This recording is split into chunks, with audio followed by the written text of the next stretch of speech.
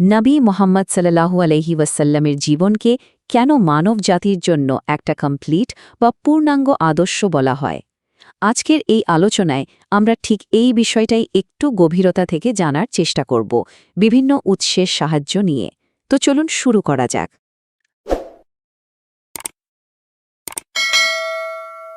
আমাদের পুরো আলোচনার মূল ভিত্তিই কিন্তু এই কথাটা।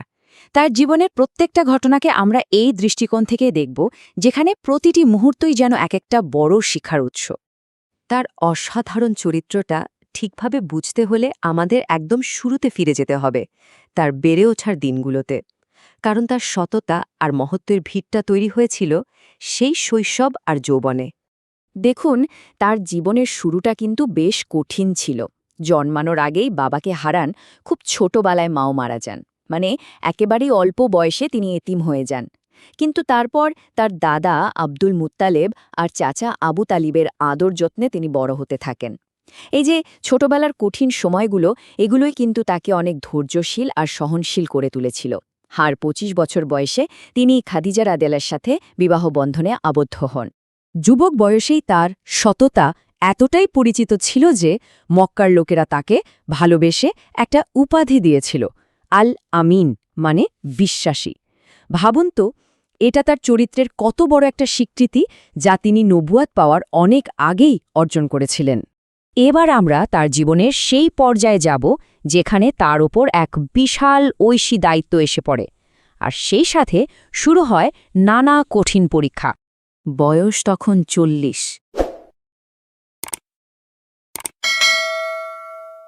তিনি হীরা গুহায় ধ্যান করতেন। ঠিক এমনই এক সময়ে ফেরেশতা জিবরাইল আলাইহিসসালামের মাধ্যমে তার কাছে প্রথম ঐশী বাণী পৌঁছায়, আর এখান থেকেই তার নবুয়তের এক নতুন যাত্রা শুরু হয়। তার বার্তাটা ছিল খুব সহজ আর স্পষ্ট, এক আল্লাহ ছাড়া আর কারো উপাসনা নয়। কিন্তু এই সহজ সত্যটা প্রচার করতে গিয়েই তিনি পড়লেন চরম বিরোধিতার মুখে। মক্কার ক্ষমতাশালীরা তার ঘোর শত্রু হয়ে গেল, আর তার অনুসারীদের ওপর শুরু হলো অকথ্য নির্যাতন। এখানেই তার চরিত্রের আসল দৃঢ়তাটা ফুটে ওঠে।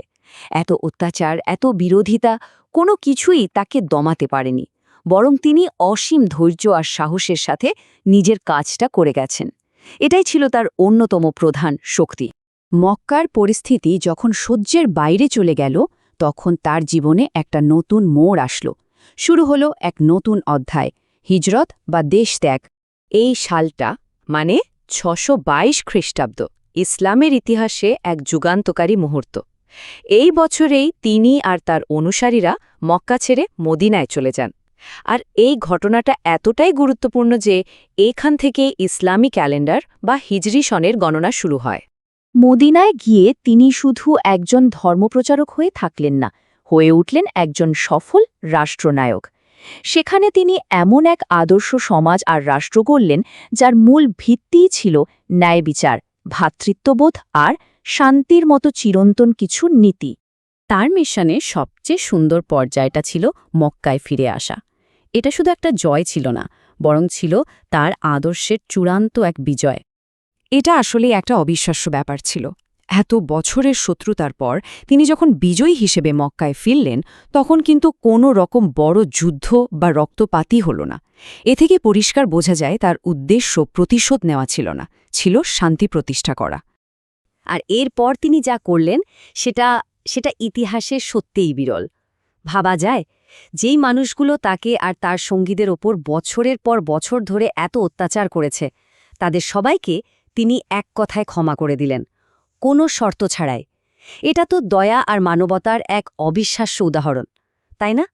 তার পার্থিব জীবন শেষ হয়েছে, কিন্তু তিনি যে শিক্ষা রেখে গেছেন তা আজও কোটি কোটি মানুষকে পথ দেখিয়ে চলেছে। চলুন তার সে কালজয়ী শিক্ষার কিছু মূল বিষয় দেখে নিই। তার পুরো জীবন থেকে আমরা কি শিখতে পারি? প্রথমত, সবসময় সত্য কথা বলা আর সৎ থাকা। দ্বিতীয়ত, কঠিন সময়ে ধৈর্য ধরা আর অন্যকে ক্ষমা করার মতো উদারতা দেখানো। তৃতীয়ত, সব মানুষের প্রতি ভালোবাসা আর সহানুভূতি রাখা। আর সবশেষে, জীবনে সবসময় ন্যায় ও ইনসাফ প্রতিষ্ঠা করা।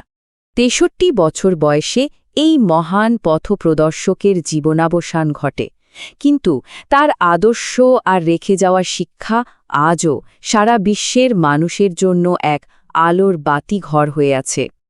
আমাদের এই আলোচনা শেষ করার আগে একটা প্রশ্ন সবার জন্য রেখে যেতে চাই। নবীজি সাল্লাল্লাহু আলাইহি ওয়াসাল্লামের এই যে অসাধারণ শিক্ষাগুলো, সততা, ক্ষমা, ভালোবাসা, ন্যায় বিচার, এগুলোর মধ্যে কোনটার প্রয়োজন আজকের এই পৃথিবীতে সবচেয়ে বেশি? এটা কিন্তু আসলেই ভেবে দেখার মতো একটা বিষয়।